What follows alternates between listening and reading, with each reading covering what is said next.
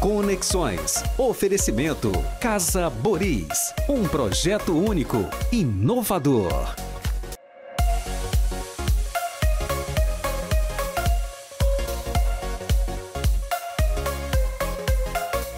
Está entrando no ar Conexões comigo, repito, Ricardo Bezerra. Lembrando que o programa é ao vivo e que você pode participar pelas redes sociais, em especial pelo YouTube da Jovem Pan News Fortaleza. Vai lá, se inscreve no canal, nos acompanha lá pela Jovem Pan News Fortaleza e se você preferir, vai no meu Facebook e no meu Instagram pessoais, Ricardo Bezerra. E o tema de hoje, preste atenção, meu amigo e minha amiga. Se você pensa que não é possível a mente superar o corpo para se vencer na vida, então você está redondamente enganado. Vocês querem ver? Ele teve paralisia infantil quando criança, fato que o deixou paraplégico. Mas nem por isso ele se abateu ou se sentiu impotente para trilhar um grande caminho de sucesso na vida e nos negócios. Hoje, meus amigos, nós vamos conhecer a incrível história do meu amigo de colégio Santo Tomás de Aquino, lá atrás da igreja de Fátima. O meu amigo, meu irmão Sérgio Girão, o fundador e presidente da Polybras Software, uma das maiores empresas do Nordeste deste segmento. Então é com muita honra, com muito carinho, com muita felicidade que eu recebo aqui o meu amigo Serginho Girão. Tudo bom, Serginho? Tudo bem, Ricardo. Boa tarde aos ouvintes do programa Conexões. É uma satisfação estar aqui, né? Trocar um pouco, falar um pouquinho da minha vida, da experiência e o que você colocou aí, como é que a mente, na verdade, como é que a gente pode pensar de uma maneira diferente? Como é que a gente pode doutrinar o nosso cérebro, a nossa cabeça para pensar de um pouco diferente, né? Fazer uma análise das opções que a gente tem. Né? E quando a gente analisa as opções e as necessidades e os desafios que a gente tem no dia a dia, e podendo simplificar essas questões, tudo se torna até transparente, as tomadas de decisões. Tudo fica mais fácil, né, Serginho? Exatamente. Serginho, bora começar pelo começo? Bora. Tua família, teus pais, teus irmãos, teus estudos. Eu queria que você falasse um pouquinho da tua infância. Você é filho de uma tradicional família ligada ao agronegócio, mais especificamente ao leite Girão, leite Betânia, né? E aí eu te pergunto, eu te conheço, mas tu é um pouco mais velho do que eu, você tem 56, eu tenho 53, apesar da nossa cara de 25, né, os dois. Isso, Você era um pouquinho mais velho, numa classe um pouco mais adiantada do que a minha. Pergunta fala um pouquinho da tua infância. Vamos lá, Ricardo.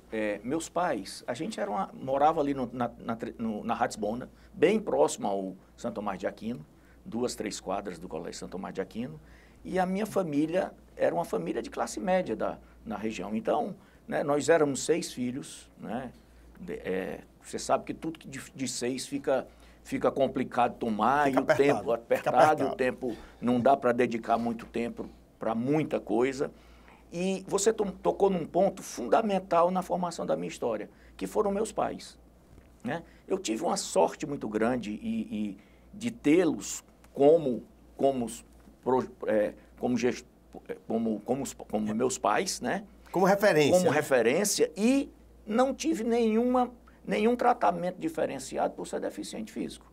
Então isso já partiu muito claramente de que eu era exatamente igual aos outros, que eu tinha que fazer exatamente as coisas igual aos outros. E tem mais, lá em casa fui o que mais apanhei. Porque Serginho, tu tem uma cara de ter sido danado. Não, era pouco, né? Tem uma época, teve uma frase muito interessante da minha avó, que uma vez teve uma confusão, não me lembro bem o que era, minha avó que morava com a gente, a mãe da minha mãe. E uma vez ela chegou e disse assim, graças a Deus que esse bichinho não tem as pernas. Que é danado demais, né? Então, na santa inocência dela, né, era melhor que eu não tivesse as pernas, porque Deus sabe o que é que eu ia fazer se tivesse lá com as pernas direitinho. Mas, para você ter uma ideia, como uma coisa era simples, a visão do que tinha que fazer era simples.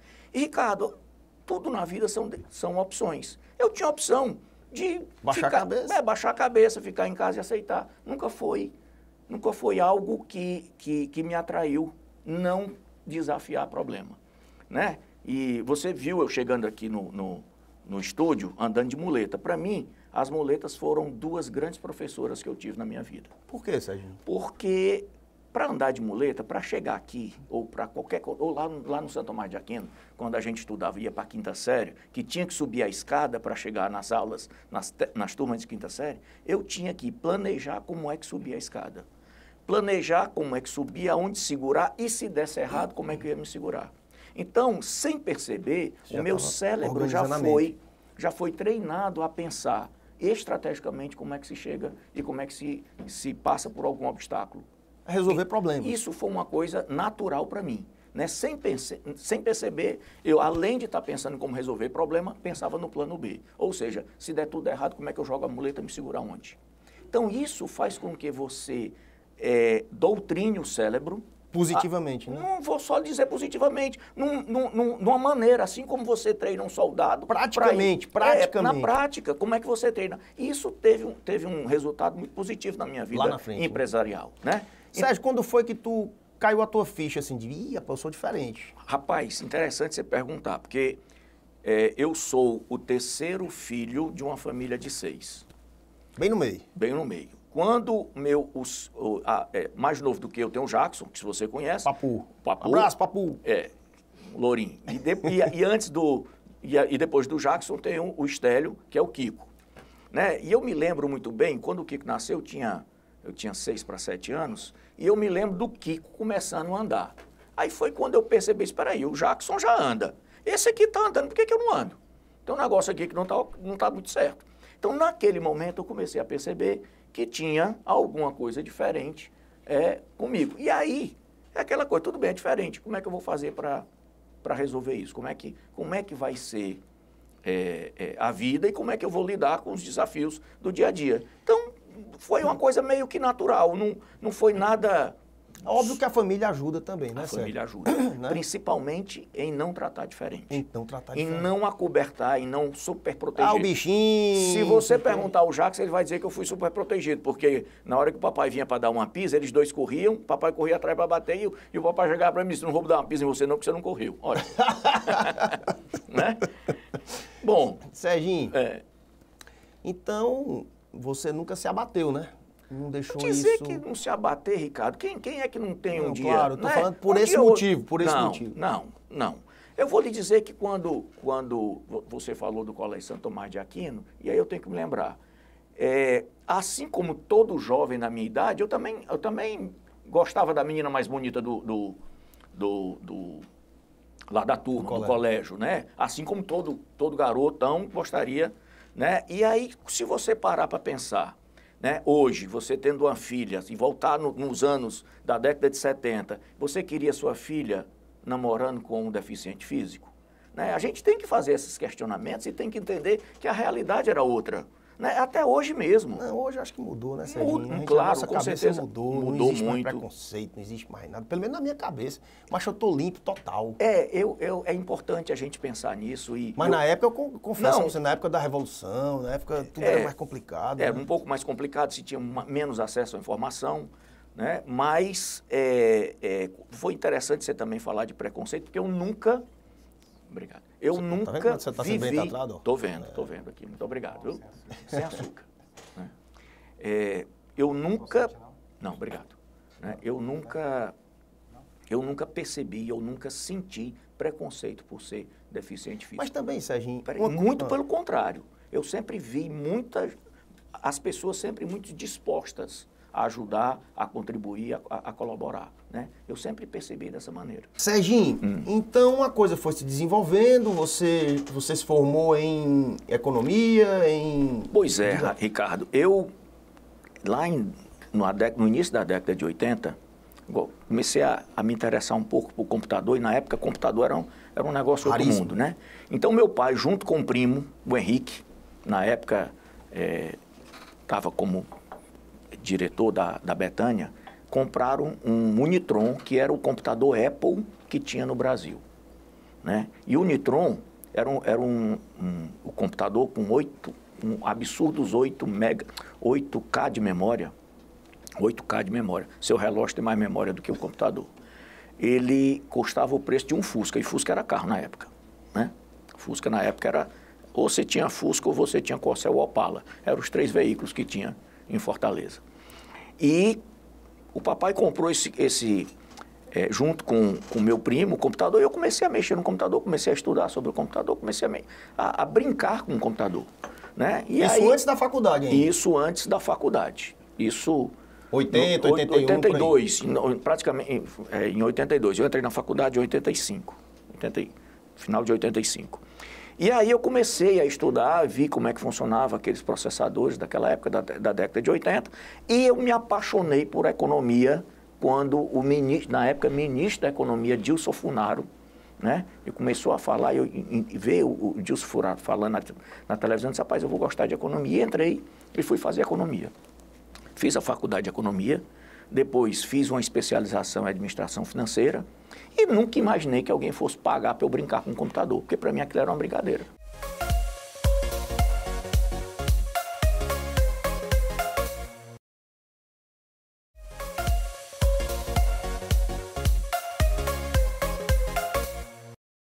Mas qual foi o teu primeiro emprego, teu primeiro negócio, o primeiro dinheiro que tu botou no bolso que não foi mesada do pai? Não, eu comecei a trabalhar com 14 anos lá no Grupo Betânia, né, na Agroindustrial Betânia, e eu recebi um salário para fazer controle de estoque. Né? Mas tem umas histórias aí que o Papu me contou, que eu fui pesquisar pela sua vida. Né? Andei na internet, engraçado é que tu trabalha com software, é ligado à internet, mas não tem da tua vida na internet, macho. Aí eu fui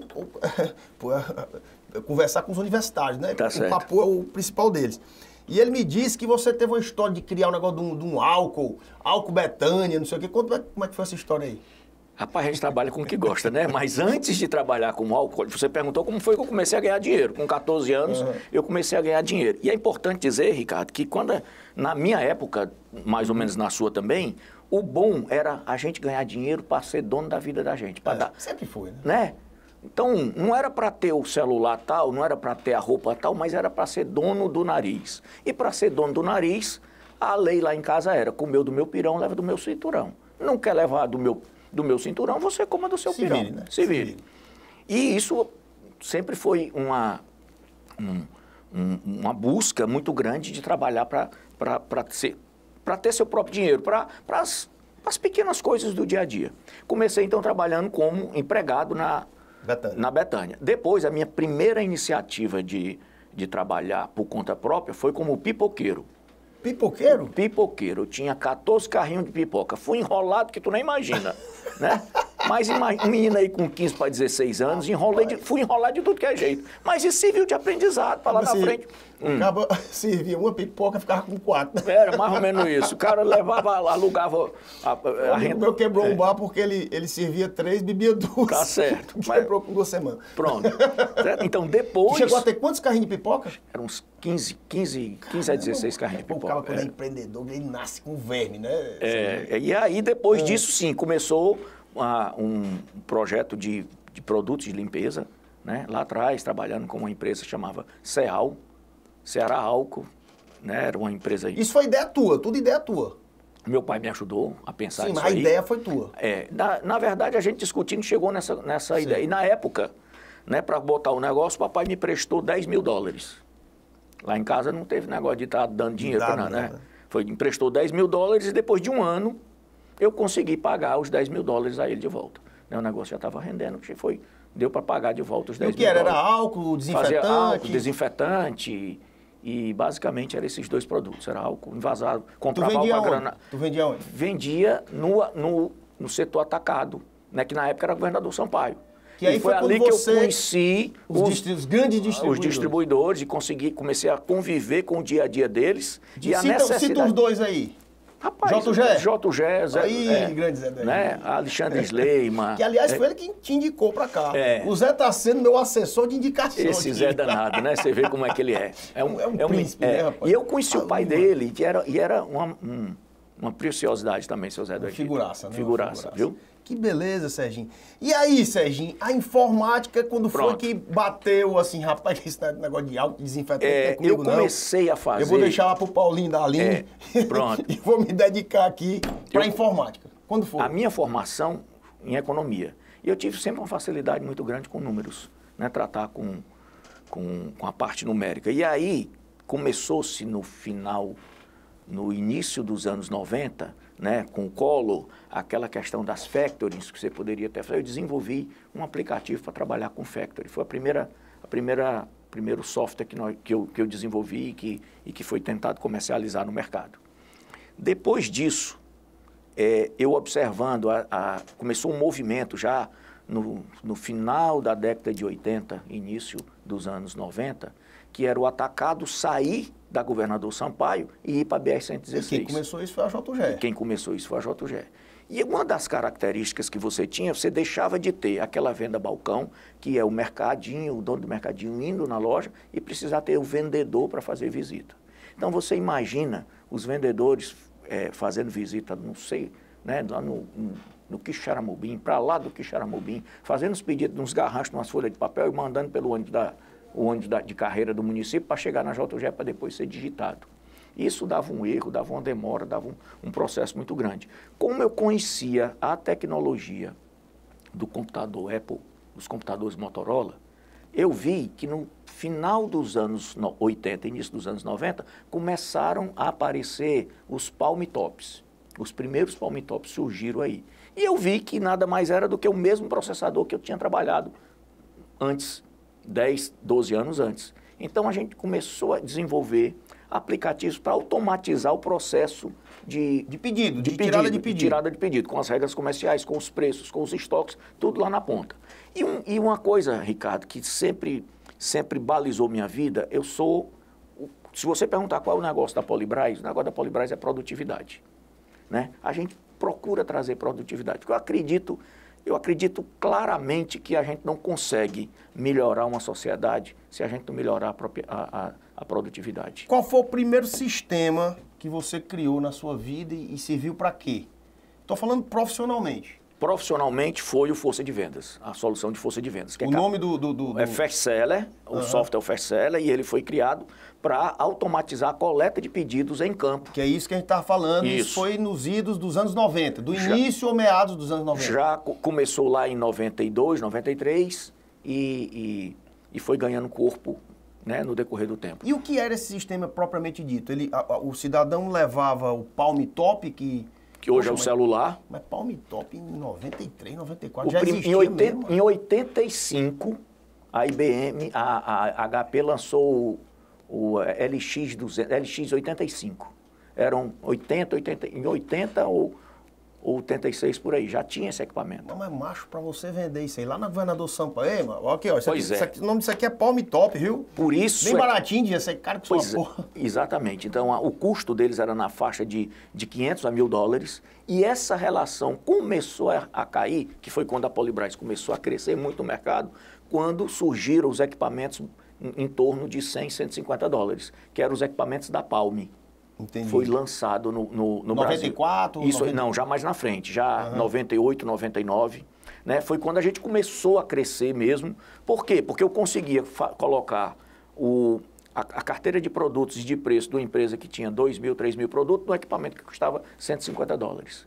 E aí sim, dava para você levar para o mercado, né? As distribuidoras conseguiam investir isso. Como é que você transmitia a informação? Não era online, né? Você transmitia pela linha telefônica, como é que era? No começo foi por a linha telefônica, botando modem lá na outra ponta, né? Usando modem para transmitir dados, todo o protocolo de transmissão de dados desenvolvido pela gente. O bom de ter mexido com o computador da década de 80 é que você vira escovador de bit. Então você sabe como é que a coisa funciona, né, no coração. Então precisou desenvolver tudo. Não é chegar hoje para lá, pega um componente, faz isso, não. Tinha que ser desenvolvido tudo. A estrutura de banco de dados você tinha que desenvolver, a estrutura de transmissão, de compactar. O cara sabe o logaritmo todo, né? Precisa, ele não pega só o final, né? Ele sabe tudo, precisa saber. Que durante muito tempo, Ricardo, foi até a gente, antes de começar o programa, você falando aqui sobre o que a Polybras faz para continuar uma empresa com 32 anos, praticamente 33 anos. Eu costumo dizer o seguinte, a Polybras é uma startup de 33 anos. Por quê? Porque na área de tecnologia você precisa estar sempre se renovando, inventando toda hora.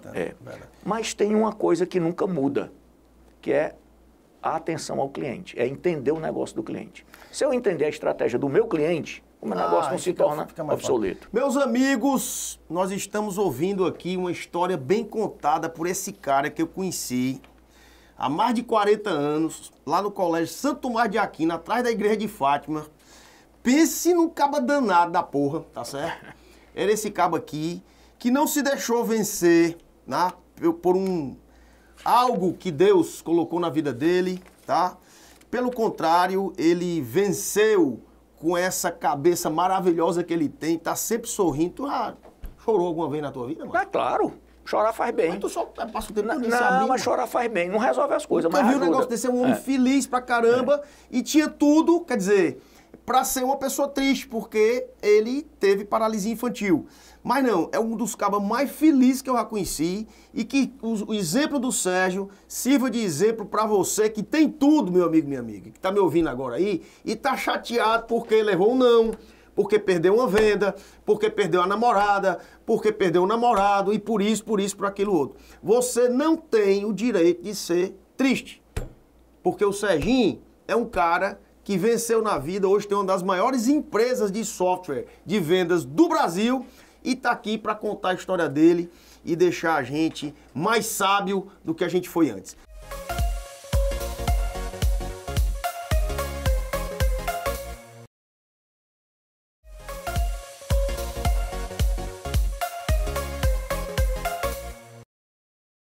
Serginho, gratidão é um dos mais nobres sentimentos da humanidade. A quem você é grato na sua vida, meu amigo Rei? Aos meus pais, aos meus irmãos, aos meus amigos, a todos. Né? Uma vez eu escutei meu pai dizendo que 1 grama de gratidão vale mais do que 1 quilo de honestidade. Né? E realmente a gratidão né? O ingrato não tem só esse defeito. A pessoa que é ingrata não tem só esse defeito. Perfeitamente, concordo plenamente. Serginho, depois de tanto tempo, uma empresa com 33 anos de vida, um sucesso no Brasil todo. É uma criança, bicho, mas a gente já sofreu muito, né, Serginho? É muita porrada que a gente leva todo dia, toda hora, e estamos aqui vivos depois de 33 anos, meu amigo. E você, cara, você ainda merece enaltecer muito mais o teu sucesso, porque você é um grande batalhador, por tudo o que você já passou na sua vida e pela tua condição específica. A pergunta que eu lhe faço, qual é o segredo, 2 segredos, da felicidade e do sucesso do Serginho Girão? Vamos lá, eu sou, algumas vezes os amigos me dizem que eu sou um workahólatra. Eu gosto de trabalhar, como eu disse agora há pouco, eu vim nessa encarnação a trabalho. Então eu gosto de trabalhar, eu me sinto bem, eu acordo de manhã na segunda-feira feliz para ir trabalhar. Ah, é toda hora assim? Não, é claro que todo dia, às vezes tem um dia que o cara amanhece, né, de pé trocado, mas já pode acontecer.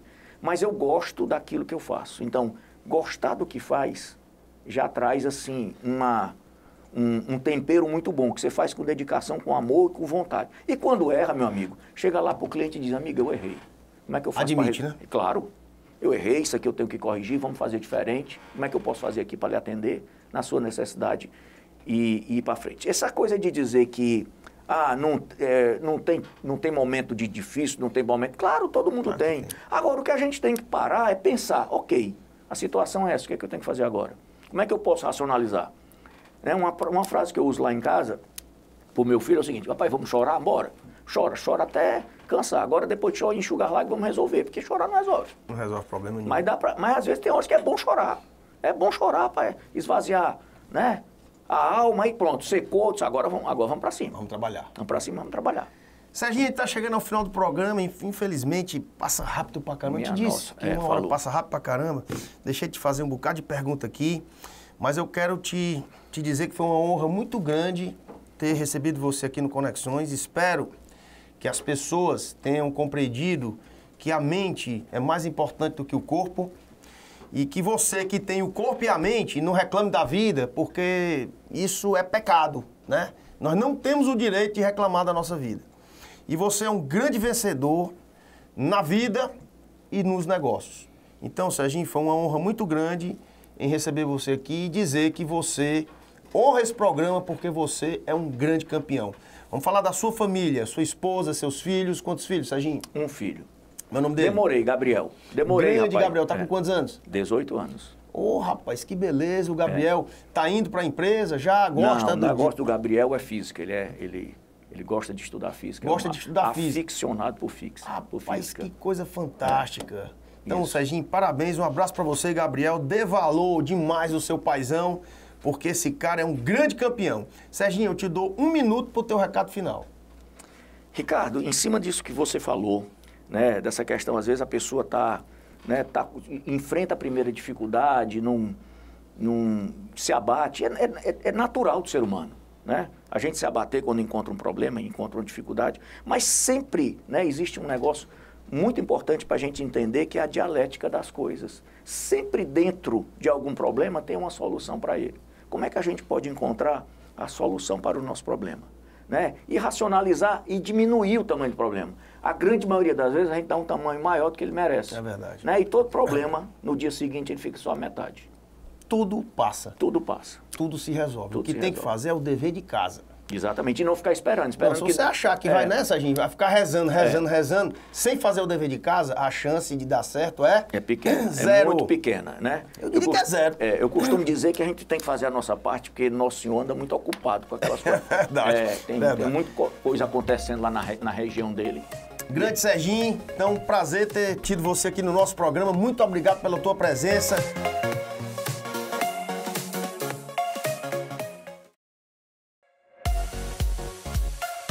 Conexões. Oferecimento Casa Boris. Um projeto único, inovador.